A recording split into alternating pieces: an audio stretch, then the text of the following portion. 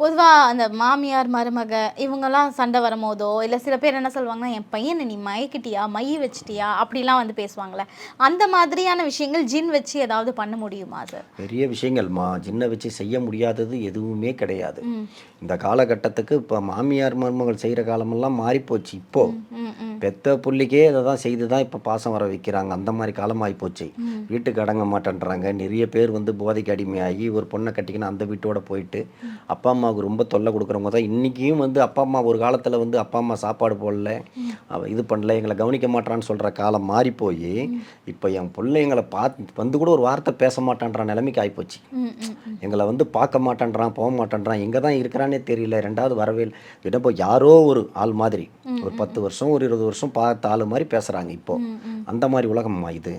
எல்லாருமே இந்த காலத்தில ஜின்ன வச்சு வசியம் பண்ணி யார வேணாலும் வர வச்சு பேசலாம். ஜின்னுக்கு நம்ம என்னெல்லாம் சார் குடுக்கணும்? என்னென்னலாம் பண்ணணும்? இப்ப நான் வந்து எனக்கு எனக்கு ஜின் வேணும் அப்படின்னு சொல்லிட்டு நான் கூட்டிட்டு போறேன்னா, அத நான் எப்படி பார்த்துக்கணும்? என்ன விஷயங்கள்லாம் அதுக்கு குடுக்கணும்? அது சாப்பிடுமா? அந்த மாதிரி கேட்குறேன். கண்டிப்பாம்மா. அதுக்கு உண்டானத நான் ஒரு மீடியாவுல குடுத்துருப்பேன். அது நெறைய பேர் பார்த்தாங்க. அடுத்த கட்டம்னு பார்த்தீங்கன்னாக்கா, மைதானத்தில இருக்கிற எலும்புகள் எடுத்து வந்து போடுவோம் ஜின்னுக்கு. ம். அடுத்தது ரத்தத்த குடுப்போம். சேவல அறுத்து அந்த ரத்தத்த குடுப்போம்.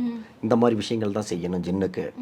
பார்த்தீங்கன்னாக்கா, வேஸ்டேஜ் இப்போ எப்படி சொல்லுவாங்க, எதுவும் வந்து அந்த பலி, இந்த பலி அது இதெல்லாம் தேவையில்லாததெல்லாம் கிடையாது. வேஸ்டேஜ் இந்த மாமிசம் இந்த இருக்கு இல்லையா, நமக்கு தேவையில்லைன்னு படுது பாருங்க மயானத்தில. அந்த மாரி எலும்புகள், துண்டுகள் எடுத்து படைக்கல் இடுவோம்.